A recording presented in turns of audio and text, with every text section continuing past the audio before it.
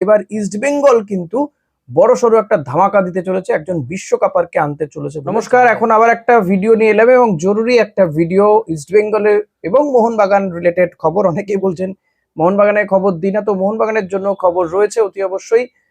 তো ভিডিওটা শেষ পর্যন্ত দেখবেন, ভালো লাগলে লাইক কমেন্ট শেয়ার আর সাবস্ক্রাইব করতে ভুলবেন না, প্লিজ ডু দ্যাট। সাবস্ক্রাইবটা করবেন, অনেকেই সাবস্ক্রাইব করছেন অনেকেই করছেন না, তো সাবস্ক্রিপশনটা একটু দরকার, করলে ভালো লাগে, আরো ভিডিও করার ইচ্ছে জাগে। দেখুন আপনারা সাবস্ক্রাইব করছেন, আমি ভিডিও করছি লাগাতার।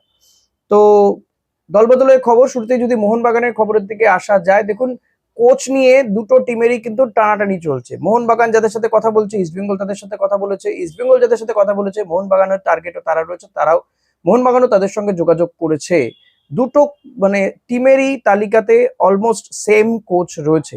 ইস্টবেঙ্গলের কোচ হয়তো আগামী 2-1 দিনের মধ্যেই জানা যাবে।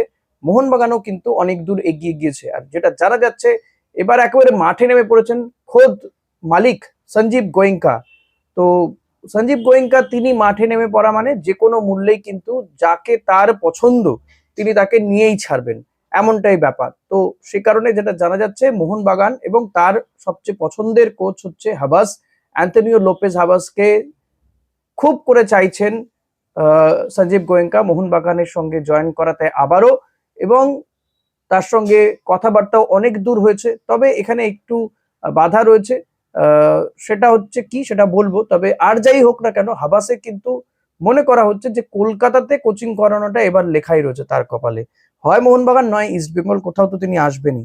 ডায়মন্ড হারবারও নাকি তার সঙ্গে কথাবার্তা বলেছিল প্রাথমিকভাবে। তবে হাবাসের সাথে সঞ্জীব গোয়েঙ্কা যখন কথা বলেন সেটা তখন আর অন্য কিছু আমার মনে হয় না হওয়ার থাকে।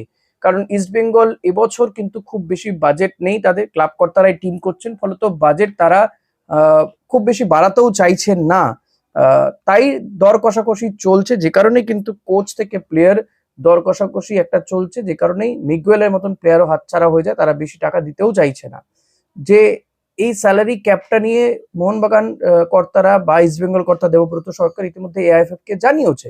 সেই কারণে তাদের টাকা থাকুক চাই না থাকুক, তারা খুব বেশি টাকা দিয়ে প্লেয়ার, না বিদেশি না স্বদেশি প্লেয়ার নিচ্ছে, না কোচ নেবে। এটা তাদের একেবারে নীতিগত সিদ্ধান্ত, যে কারণে তারা একটা দর কষাকষির জায়গাতে রয়েছে। হয়তো সে কারণে হাবাস হাতছাড়া হলেও হয়ে যেতে পারে। তো সেক্ষেত্রে মোহনবাগান বাজিমাত করতে পারে, কারণ মোহনবাগানের কাছে প্রচুর টাকা রয়েছে, গোয়েঙ্কার কাছে প্রচুর টাকা রয়েছে। তো সেই টাকা দিয়ে তারা কিন্তু এই হাবাসকে নিয়ে নিতে পারে। তবে হাবাসের এক্ষেত্রে পছন্দ কোচিং নয়, মানে কোচ হিসেবে, হেড কোচ হিসেবে নয়, তিনি টিডি হিসেবে জয়েন করতে চান, টেকনিক্যাল ডিরেক্টর হিসেবে হাবাস মোহনবাগানে জয়েন করতে চান বলে জানা যাচ্ছে।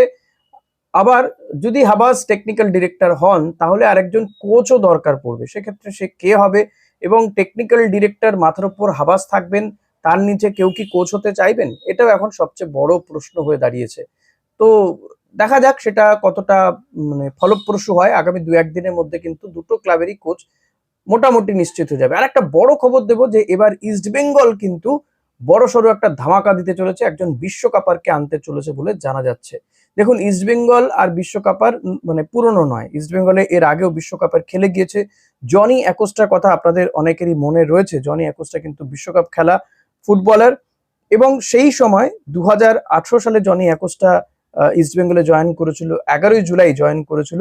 সেই সময় তার দর ছিল হচ্ছে 1,36,00,000 টাকা। তাকে 2 নম্বর জার্সি দেওয়া হয়েছিল, এবং তার মানে সে ডার্বিতেও খেলেছিল, ডার্বিতে খেলে গোলও ছিল তার মোহনবাগানের বিরুদ্ধে। কলকাতা লিগে তার ক্যালকাটা ফুটবল লিগ ছিল তখন, 16th April was the date. তো জনি অ্যাকোস্টা শুরুর দিকে খুব একটা ভালো খেলতে না পারলেও পরবর্তীতে তিনি কিন্তু মানিয়ে নিয়েছিলেন এই কোস্টারিকান ফুটবলার। কোস্টারিকা থেকে তাকে নিয়ে আসা হয়েছিল। ফলত আবারও ইস্টবেঙ্গল কিন্তু, এবং এই জনি অ্যাকোস্টাকে আনার জন্য যার গুরুত্বপূর্ণ ভূমিকা ছিল, তিনি হচ্ছে এই মুহূর্তে সবচেয়ে নিন্দিত প্রাক্তন ইস্টবেঙ্গল ফুটবলার অ্যালভিটো ডি কুনাহা। তবে এবার আর অ্যালভিটোকে নয়, এবার কিন্তু থাংবই সিংটোকেই দায়িত্ব দেওয়া হয়েছে। থাংবই সিংটো তিনি যেমন কোচ থেকে শুরু করে আমাদের দেশের ফুটবলারদের তিনি চয়ন করছেন, বিদেশি চয়নের ক্ষেত্রেও তার একটা গুরুত্বপূর্ণ ভূমিকা থাকছে, এবং বিশ্বকাপারকে আনার ক্ষেত্রে এখানে কিন্তু ইস্টবেঙ্গল একটা দারুণ চমক দিতে চলেছে যে একজন বিশ্বকাপারকে তারা আনতে চাইছে। এটা অনেকটা ওই দুধের স্বাদ ঘোলে মেটানোর জন্য, এটা এবার একটু ঘোলের থেকে বেশি কিছু। কারণ দেখুন চ্যাম্পিয়ন, আইএসএল চ্যাম্পিয়ন হচ্ছে ইস্টবেঙ্গল, চ্যাম্পিয়ন টিমটার একে একে প্লেয়াররা সব ছেড়ে বেরিয়ে যাচ্ছে, ইভেন কোচ বেরিয়ে চলে গেছে, কোচ হাতছাড়া, মিগুয়েল নেই, কেভিন সিবেলেদের সঙ্গে এখনো পর্যন্ত চুক্তিটা কমপ্লিট হয়নি, রশিদ যদিও থাকছেন, ইউসুফ ইজাজারি হয়তো তাকেও ইস্টবেঙ্গল আনবে না। এই জায়গায় দাঁড়িয়ে সমর্থকদের তারা যে ক্ষেপে যাচ্ছেন, যে চ্যাম্পিয়ন টিমটা তৈরি করা হচ্ছিল সমর্থকরা তাদেরকে দেখতে পাবেন না, তো এটা কর্তারা কিন্তু বুঝতে পারছেন যে সমর্থকরা আস্তে আস্তে কর্তাদের উপরে ক্ষুব্ধ হচ্ছে। এরপরে যদি আইএসএল এ খারাপ পারফরমেন্স হয় তাহলে কিন্তু সমর্থকরা যে ছেড়ে কথা বলবে না সেটা দেবব্রত সরকাররা সবচেয়ে ভালো জানেন। সে কারণেই তাদেরকে খুশি করার জন্য হলেও একজন বিশ্বকাপারকে আনতে চলেছে। হ্যাঁ, এটা ঠিক যে সেই বিশ্বকাপার জার্মানি, স্পেন বা ফ্রান্স কিংবা ইতালি, মানে ইতালি তো নেই, আর্জেন্টিনা, ব্রাজিল হবে এমনটা নয়, কারণ সেই দেশের প্লেয়ারদের, মানে বিশ্বকাপে খেলছে এমন প্লেয়ারদের আনতে গেলে ইস্টবেঙ্গল কেন আরো দুটো তিনটে ক্লাবকে বেছে দিতে হবে, হতে পারে আর কি। তো সেই কারণে অপেক্ষাকৃত ছোটখাটো টিমগুলো, আফ্রিকান কান্ট্রির টিমগুলোর দিকে নজর রাখা হচ্ছে। এক্ষেত্রে থাংবয় সিংটো এবং তার সঙ্গে একটা টিম রয়েছে যারা এই ওয়ার্ল্ড কাপের ম্যাচগুলোতে গভীরভাবে দেখছে, অনেকটা কাছ থেকে দেখছে।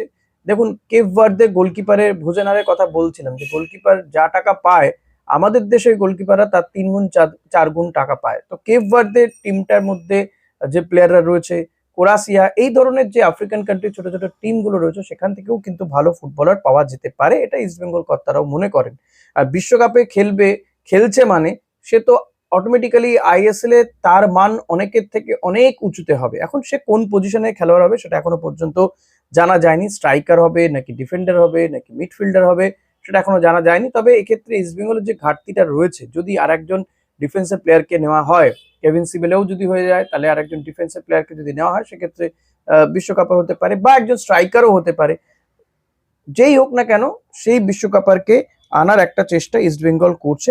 এটা কিন্তু খুব বড় একটা মানে চমক হবে ইস্টবেঙ্গল সমর্থকদের জন্য এবং আইএসএল এ বড় চমক হবে, কারণ জনি অ্যাকোস্টা ইস্টবেঙ্গলে এসেছিল আজ থেকে বেশ কয়েক বছর আগে, 2018-19 সালে এসেছিল জনি অ্যাকোস্টা এখানে।